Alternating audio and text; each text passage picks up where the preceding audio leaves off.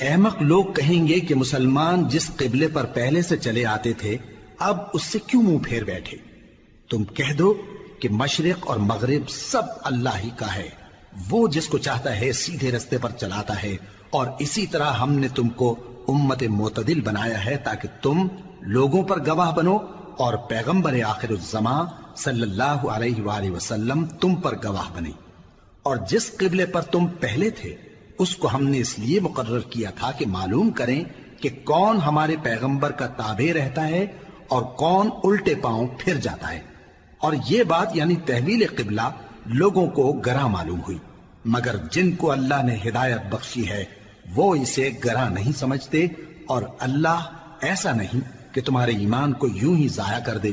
اللہ تو لوگوں پر بڑا مہربان ہے، صاحب رحمت ہے۔ اے پیغمبر صلی اللہ علیہ وآلہ وسلم، ہم تمہارا آسمان کی طرف منہ اٹھانا دیکھ رہے ہیں، سو ہم تم کو اسی قبلے کی طرف جس کو تم پسند کرتے ہو منہ کرنے کا حکم دیں گے۔ تو اپنا منہ مسجد حرام یعنی خانہ کعبہ کی طرف پھیر لو، اور تم لوگ جہاں ہوا کرو نماز پڑھنے کے وقت اسی مسجد کی طرف منہ کر لیا کرو۔ اور جن لوگوں کو کتاب دی گئی ہے وہ خوب جانتے ہیں کہ یہ نیا قبلہ ان کے پروردگار کی طرف سے حق ہے، اور جو کام یہ لوگ کرتے ہیں اللہ ان سے بے خبر نہیں۔ اور اگر تم ان اہل کتاب کے پاس تمام نشانیاں بھی لے کر آؤ تو بھی یہ تمہارے قبلے کی پیروی نہ کریں، اور تم بھی ان کے قبلے کی پیروی کرنے والے نہیں ہو، اور ان میں سے بھی بعض کے قبلے کے پیرو نہیں۔ اور اگر تم باوجود اس کے کہ تمہارے پاس علم یعنی اللہ کا حکم آ چکا ہے ان کی خواہشوں کے پیچھے چلو گے تو ظالموں میں ہو جاؤ گے۔ جن لوگوں کو ہم نے کتاب دی ہے وہ ان پیغمبر آخر الزمان صلی اللہ علیہ وآلہ وسلم کو اس طرح پہچانتے ہیں جس طرح اپنے بیٹوں کو پہچانا کرتے ہیں، مگر ایک فریق ان میں سے سچی بات کو جان بوجھ کر چھپا رہا ہے۔ اے پیغمبر صلی اللہ علیہ وآلہ وسلم، یہ نیا قبلہ تمہارے پروردگار کی طرف سے حق ہے، تو تم ہرگز شک کرنے والوں میں نہ ہونا، اور ہر ایک شخص کے لیے ایک سمت مقرر ہے جدھر وہ عبادت کے وقت منہ کیا کرتا ہے، تو تم نیکیوں میں سبقت حاصل کرو۔ تم جہاں ہوگے اللہ تم سب کو جمع کرے گا، بے شک اللہ ہر چیز پر قادر ہے۔ اور تم جہاں سے نکلو نماز میں اپنا منہ مسجد حرام کی طرف کر لیا کرو، بے شبہ یہ تمہارے پروردگار کی طرف سے حق ہے، اور تم لوگ جو کچھ کرتے ہو اللہ اس سے بے خبر نہیں۔ اور تم جہاں سے نکلو مسجد حرام کی طرف منہ کر کے نماز پڑھا کرو، اور مسلمانوں تم جہاں ہوا کرو اسی مسجد کی طرف رخ کیا کرو۔ یہ تاکید اس لیے کی گئی ہے کہ لوگ تم کو کسی طرح کا الزام نہ دے سکیں، مگر ان میں سے جو ظالم ہیں وہ الزام دیں تو دیں، سو ان سے مت ڈرنا اور مجھی سے ڈرتے رہنا، اور یہ بھی مقصود ہے کہ میں تم کو اپنی تمام نعمتیں بخشوں، اور یہ بھی کہ تم راہ راست پر چلو۔ جس طرح من جملہ اور نعمتوں کے ہم نے تمہیں میں سے ایک رسول بھیجے ہیں جو تم کو ہماری آیتیں پڑھ پڑھ کر سناتے اور تمہیں پاک بناتے، اور کتاب یعنی قرآن اور دانائی سکھاتے ہیں، اور ایسی باتیں بتاتے ہیں جو تم پہلے نہیں جانتے تھے۔ سو تم مجھے یاد کیا کرو، میں تمہیں یاد کیا کروں گا، اور میرا احسان مانتے رہنا اور میری ناشکری نہ کرنا۔ اے ایمان والو، صبر اور نماز سے مدد لیا کرو، بے شک اللہ صبر کرنے والوں کے ساتھ ہے۔ اور جو لوگ اللہ کی راہ میں مارے جائیں ان کی نسبت یہ نہ کہنا کہ وہ مرے ہوئے ہیں، وہ مردہ نہیں بلکہ زندہ ہیں، لیکن تم کو شعور نہیں۔ اور ہم کسی قدر خوف اور بھوک اور مال اور جانوں اور میووں کے نقصان سے تمہاری آزمائش کریں گے، اور صبر کرنے والوں کو بشارت سنا دو کہ ان لوگوں پر جب کوئی مصیبت واقع ہوتی ہے تو کہتے ہیں کہ ہم اللہ ہی کا مال ہیں اور اسی کی طرف لوٹ کر جانے والے ہیں۔ یہی لوگ ہیں جن پر ان کے پروردگار کی عنایتیں ہیں اور خصوصی رحمت بھی ہے، اور یہی سیدھے رستے پر ہیں۔ بے شک کوہ صفا اور مروہ اللہ کی نشانیوں میں سے ہیں، تو جو شخص خانہ کعبہ کا حج یا عمرہ کرے اس پر کچھ گناہ نہیں کہ دونوں کے درمیان چکر لگائے، بلکہ یہ ایک نیک کام ہے، اور جو کوئی نیک کام کرے تو اللہ قدردان ہے، دانا ہے۔ جو لوگ ہمارے حکموں اور ہدایتوں کو جو ہم نے نازل کی ہیں کسی غرض فاسد سے چھپاتے ہیں، باوجود کہ ہم نے ان کو لوگوں کے سمجھانے کے لیے اپنی کتاب میں کھول کھول کر بیان کر دیا ہے۔ ایسوں پر اللہ اور تمام لعنت کرنے والے لعنت کرتے ہیں۔ ہاں، جو توبہ کرتے ہیں اور اپنی حالت درست کر لیتے ہیں اور احکام الہی کو صاف صاف بیان کر دیتے ہیں تو میں ان کے قصور معاف کر دیتا ہوں، اور میں بڑا معاف کرنے والا بڑا مہربان ہوں۔ جو لوگ کافر ہوئے اور کافر ہی مرے، ایسوں پر اللہ کی اور فرشتوں کی اور انسانوں کی سب کی لعنت، وہ ہمیشہ اسی لعنت میں گرفتار رہیں گے۔ ان سے نہ تو عذاب ہلکا ہی کیا جائے گا اور نہ انہیں کچھ مہلت ملے گی۔ اور لوگوں، تمہارا معبود ایک ہی معبود ہے، اس بڑے مہربان اور رحم والے کے سوا کوئی عبادت کے لائق نہیں۔ بے شک آسمانوں اور زمین کے پیدا کرنے میں اور رات اور دن کے ایک دوسرے کے پیچھے آنے جانے میں اور کشتیوں اور جہازوں میں جو سمندر میں لوگوں کے فائدے کے لیے رواں ہیں، اور میں جس کو اللہ آسمان سے برساتا اور اس سے زمین کو اس کے مردہ ہو جانے کے بعد زندہ یعنی خشک ہو جانے کے بعد سرسبز کر دیتا ہے، اور زمین پر ہر قسم کے جانور پھیلانے میں اور ہواؤں کے چلانے میں اور بادلوں میں جو آسمان اور زمین کے درمیان گھرے رہتے ہیں، عقل مندوں کے لیے اللہ کی قدرت کی نشانیاں ہیں۔ اور بعض لوگ ایسے ہیں جو غیر اللہ کو اللہ کا شریک بناتے اور ان سے اللہ کی سی محبت کرتے ہیں، لیکن جو ایمان والے ہیں وہ تو اللہ ہی کے سب سے زیادہ دوست دار ہیں۔ اور اے کاش ظالم لوگ جو بات عذاب کے وقت دیکھیں گے اب دیکھ لیتے کہ سب طرح کی طاقت اللہ ہی کو ہے، اور یہ کہ اللہ سخت عذاب کرنے والا ہے۔ اس دن کفر کے پیشوا اپنے پیروں سے بیزاری ظاہر کریں گے اور دونوں عذاب الہی دیکھ لیں گے اور ان کے آپس کے تعلقات منقطع ہو جائیں گے۔ یہ حال دیکھ کر پیروی کرنے والے حسرت سے کہیں گے کہ اے کاش ہمیں پھر دنیا میں جانا نصیب ہو، تاکہ جس طرح یہ ہم سے بیزار ہو رہے ہیں اسی طرح ہم بھی ان سے بیزار ہوں۔ اس طرح اللہ ان کے اعمال حسرت بنا کر دکھائے گا اور وہ دوزخ سے نکل نہیں سکیں گے۔ لوگوں، جو چیزیں زمین میں حلال طیب ہیں وہ کھاؤ، اور شیطان کے قدموں پر نہ چلو، وہ تمہارا کھلا دشمن ہے۔ وہ تو تم کو برائی اور بے حیائی ہی کے کام کرنے کو کہتا ہے، اور یہ بھی کہ اللہ کی نسبت ایسی باتیں کہو جن کا تمہیں کچھ بھی علم نہیں۔ اور جب ان لوگوں سے کہا جاتا ہے کہ جو کتاب اللہ نے نازل فرمائی ہے اس کی پیروی کرو، تو کہتے ہیں نہیں، بلکہ ہم تو اسی چیز کی پیروی کریں گے جس پر ہم نے اپنے باپ دادا کو پایا۔ بھلا اگرچہ ان کے باپ دادا نہ کچھ سمجھتے ہوں اور نہ سیدھے رستے پر ہوں، تب بھی وہ انہی کی تقلید کیے جائیں گے۔ جو لوگ کافر ہیں ان کی مثال اس شخص کی سی ہے جو کسی ایسی چیز کو آواز دے جو پکار اور آواز کے سوا کچھ سن نہ سکے۔ یہ بہرے ہیں، گونگے ہیں، اندھے ہیں کہ کچھ سمجھ ہی نہیں سکتے۔ اے اہل ایمان، جو پاکیزہ چیزیں ہم نے تم کو عطا فرمائی ہیں ان کو کھاؤ، اور اگر اللہ ہی کے بندے ہو تو اس کی نعمتوں کا شکر بھی ادا کرو۔ اس نے تو تم پر بس مرا ہوا جانور اور لہو اور سور کا گوشت اور جس چیز پر اللہ کے سوا کسی اور کا نام پکارا جائے حرام کر دیا ہے۔ ہاں، جو مجبور ہو جائے بشرطے کہ اللہ کی نافرمانی نہ کرے اور حد ضرورت سے باہر نہ نکل جائے، اس پر کچھ گناہ نہیں۔ بے شک اللہ بخشنے والا ہے، رحم کرنے والا ہے۔ جو لوگ اللہ کی کتاب سے ان آیتوں اور ہدایتوں کو جو اس نے نازل فرمائی ہیں چھپاتے اور ان کے بدلے تھوڑی سی قیمت یعنی دنیاوی منفعت حاصل کرتے ہیں، وہ اپنے پیٹوں میں محض آگ بھرتے ہیں۔ ایسے لوگوں سے اللہ قیامت کے دن نہ کلام کرے گا اور نہ ان کو گناہوں سے پاک کرے گا، اور ان کے لیے دکھ دینے والا عذاب ہے۔ یہ وہ لوگ ہیں جنہوں نے ہدایت چھوڑ کر گمراہی اور بخشش چھوڑ کر عذاب خرید لیا۔ یہ آتش جہنم کی کیسی برداشت کرنے والے ہیں۔ یہ اس لیے کہ اللہ نے کتاب سچائی کے ساتھ نازل فرمائی، اور جن لوگوں نے اس کتاب میں اختلاف کیا وہ ضد میں آ کر نیکی سے دور ہو گئے ہیں۔ نیکی یہی نہیں کہ تم مشرق و مغرب کو قبلہ سمجھ کر ان کی طرف منہ کر لو، بلکہ نیکی یہ ہے کہ لوگ اللہ پر اور روز آخر پر اور فرشتوں پر اور اللہ کی کتاب پر اور پیغمبروں پر ایمان لائیں، اور مال باوجود عزیز رکھنے کے رشتہ داروں اور یتیموں اور محتاجوں اور مسافروں اور مانگنے والوں کو دیں، اور گردنوں کے چھڑانے میں خرچ کریں، اور نماز پڑھیں اور زکات دیں، اور جب عہد کر لیں تو اس کو پورا کریں، اور سختی اور تکلیف میں اور جنگ کے وقت ثابت قدم رہیں۔ یہی لوگ ہیں جو ایمان میں سچے ہیں، اور یہی ہیں جو اللہ سے ڈرنے والے ہیں۔ مومنوں، تم کو مقتولوں کے بارے میں قصاص یعنی خون کے بدلے خون کا حکم دیا جاتا ہے، اس طرح پر کہ آزاد کے بدلے آزاد مارا جائے، اور غلام کے بدلے غلام، اور عورت کے بدلے عورت۔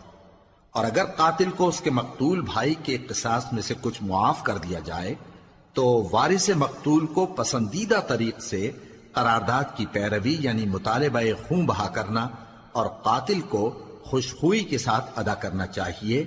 یہ تمہارے پروردگار کی طرف سے تمہارے لیے آسانی اور مہربانی ہے۔ اب جو اس کے بعد زیادتی کرے اس کے لیے دکھ کا عذاب ہے۔ اور اے اہل عقل، حکم قصاص میں تمہاری زندگانی ہے کہ تم قتل و خونریزی سے بچو۔ تم پر فرض کیا جاتا ہے کہ جب تم میں سے کسی کو موت کا وقت آ جائے تو اگر وہ کچھ مال چھوڑ جانے والا ہو تو ماں باپ اور رشتہ داروں کے لیے دستور کے مطابق وصیت کر جائے۔ اللہ سے ڈرنے والوں پر یہ ایک حق ہے۔ پھر جو شخص وصیت کو سننے کے بعد اس کو بدل ڈالے تو اس کے بدلنے کا گناہ انہی لوگوں پر ہے جو اس کو بدلیں، اور بے شک اللہ سنتا جانتا ہے۔ اب اگر کسی کو وصیت کرنے والے کی طرف سے کسی وارث کی طرفداری یا حق تلفی کا اندیشہ ہو تو اگر وہ وصیت کو بدل کر وارثوں میں صلح کرا دے تو اس پر کچھ گناہ نہیں، بے شک اللہ بخشنے والا ہے، رحم والا ہے۔ مومنوں، تم پر روزے فرض کیے گئے ہیں جس طرح تم سے پہلے لوگوں پر فرض کیے گئے تھے تاکہ تم پرہیزگار بنو۔ روزوں کے دن گنتی کے چند روز ہیں، تو جو شخص تم میں سے بیمار ہو یا سفر میں ہو تو دوسرے دنوں میں روزوں کا شمار پورا کر لے۔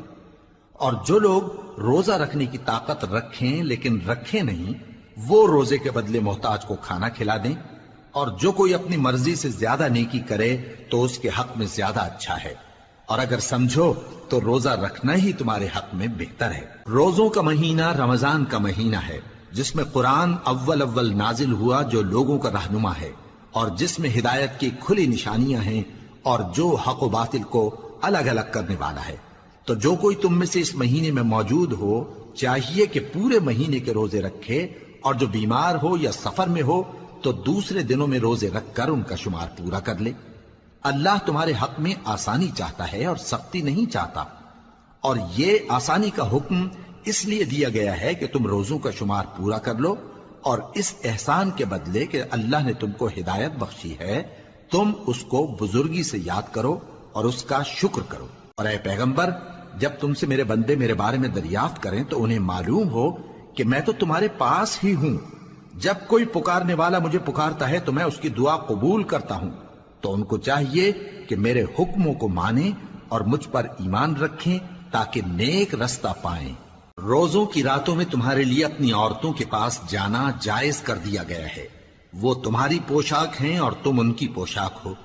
اللہ کو معلوم ہے کہ تم ان کے پاس جانے سے اپنے حق میں خیانت کرتے تھے، سو اس نے تم پر مہربانی کی اور تمہاری حرکات سے درگزر فرمائی، تو اب تم کو اختیار ہے کہ ان سے مباشرت کرو۔ اور اللہ نے جو چیز تمہارے لیے لکھ رکھی ہے یعنی اولاد، اس کو اللہ سے طلب کرو اور کھاؤ اور پیو یہاں تک کہ صبح کی سفید دھاری رات کی سیاہ دھاری سے الگ نظر آنے لگے، پھر روزہ رکھ کر رات تک پورا کرو۔ اور جب تم مسجدوں میں اعتکاف بیٹھتے ہو تو ان سے مباشرت نہ کرو، یہ اللہ کی حدیں ہیں، ان کے پاس نہ جانا۔ اسی طرح اللہ اپنی آیتیں لوگوں کے سمجھانے کے لیے کھول کھول کر بیان فرماتا ہے تاکہ وہ پرہیزگار بنے۔ اور آپس میں ایک دوسرے کا مال ناحق نہ کھاؤ اور نہ اس کو رشوتاً حاکموں کے پاس پہنچاؤ تاکہ لوگوں کے مال کا کچھ حصہ ناجائز طور پر کھا جاؤ، اور اسے تم جانتے بھی ہو۔ اے پیغمبر، لوگ تم سے نئے چاند کے بارے میں دریافت کرتے ہیں کہ گھٹتا بڑھتا کیوں ہے۔ کہہ دو کہ وہ لوگوں کے کاموں کی میعادیں اور حج کے وقت معلوم ہونے کا ذریعہ ہے، اور نیکی اس بات میں نہیں کہ احرام کی حالت میں گھروں میں ان کے پچھواڑے کی طرف سے آؤ، بلکہ نیکوکار وہ ہے جو پرہیزگار ہو، اور گھروں میں ان کے دروازوں سے آیا کرو اور اللہ سے ڈرتے رہو تاکہ کامیاب ہو جاؤ۔